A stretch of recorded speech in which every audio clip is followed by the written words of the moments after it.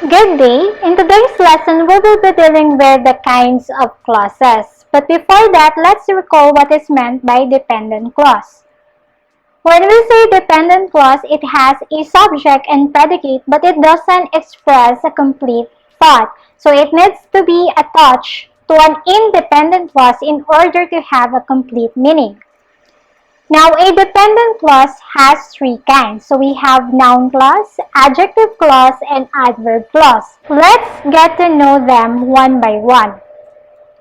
So a noun clause may begin with any of the following relative pronouns such as how, if, that, whatever, when, whenever, wherever, why, where, whether, which, whichever, who, whoever, whom, whomever, whose, and whosoever. So a noun clause may perform the functions of a noun in a sentence such as a subject, direct object, and predicate noun.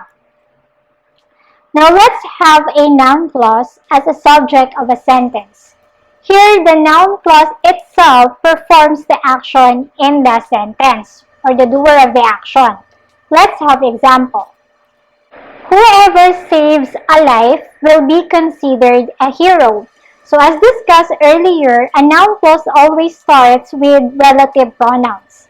And here in this statement, we have the relative pronoun whoever. So whoever saves a life will be our noun clause. Now to see if this noun clause is a subject of the sentence, let's ask who will be considered as a hero?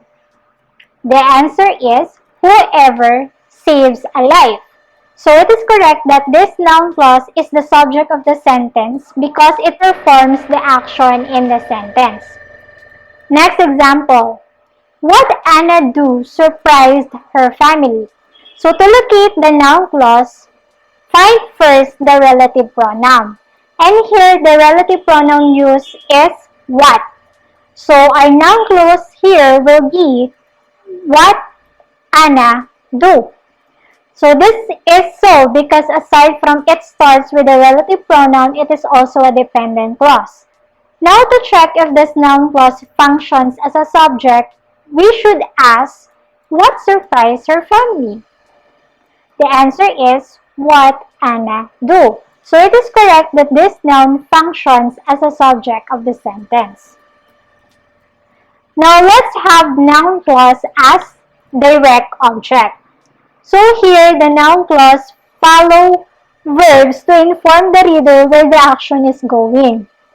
In finding out if the noun clause functions as a direct object, you may ask the following questions. Who or what? Example, heroes help whomever they see in dire need of a helping hand. So the noun clause here is whomever they see in dire need of a helping hand because it starts with relative pronoun which is the word whomever. Now, to check if this noun clause functions as a direct object, let's ask, who do heroes help? The answer is whomever they see in dire need of a helping hand. So since this is answerable with the question what, it is correct that this noun clause functions as a direct object. Next example. He didn't know why his cell phone wasn't working. So to find the noun clause, find first the relative pronoun. So here we have the relative pronoun why. So our noun clause here will be why his cell phone wasn't working.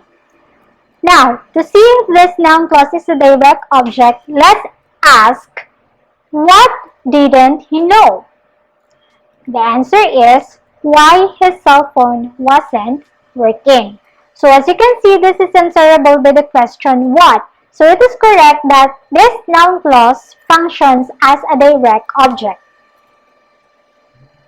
Now let's have noun clause functions as predicate noun. So a predicate noun modifies, describes, or completes the subject of a clause. So usually a predicate noun comes after linking verbs such as is, are, was, were, has, have, had, and etc. So let's have examples. Anna's problem was that she didn't review her lessons. So our noun clause here is that she didn't review her lesson because it is introduced by the relative pronoun that and is a dependent clause.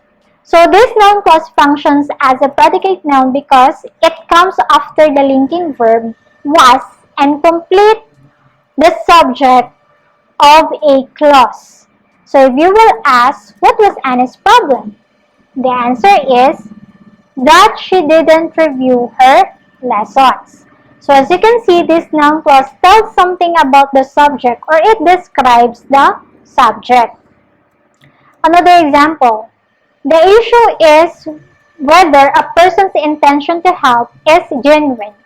So the noun clause here is whether a person's intention to help is genuine. It is so because it is being introduced by the relative pronoun, which is the word whether. So this noun clause functions as a predicate noun because it comes after the linking verb, which is the word is, and it tells something about the subject. It completes the subject.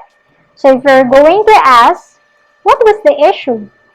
The answer is whether a person's intention to help is genuine. So that's the issue. So it is correct that this noun clause functions as a predicate noun. Next kind of dependent clause is adjective clause. So same thing with the noun clause, it begins with relative pronouns such as that, which, who, whose, whom, where, and when.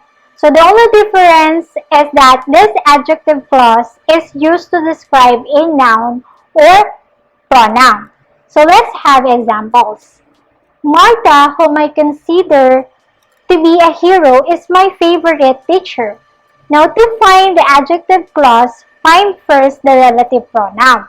So the relative pronoun used here is whom. So whom I consider to be a hero will be our adjective clause. This adjective clause describes a noun who is Martha.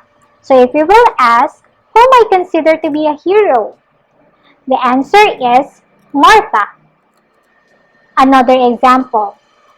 I will go back to the school where I develop my values.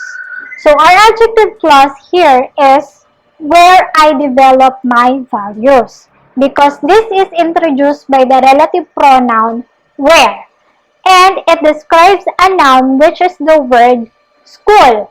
So if you're going to ask where I develop my values, the answer is school. So this adjective clause describes the word school. Another example, she had taught me lessons that will last a lifetime. So the adjective clause here is that that will last a lifetime because it started with the relative pronoun which is the word that.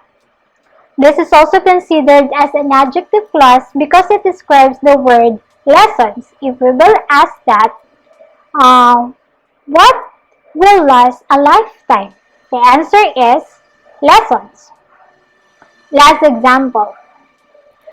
This was the same restaurant where I said goodbye.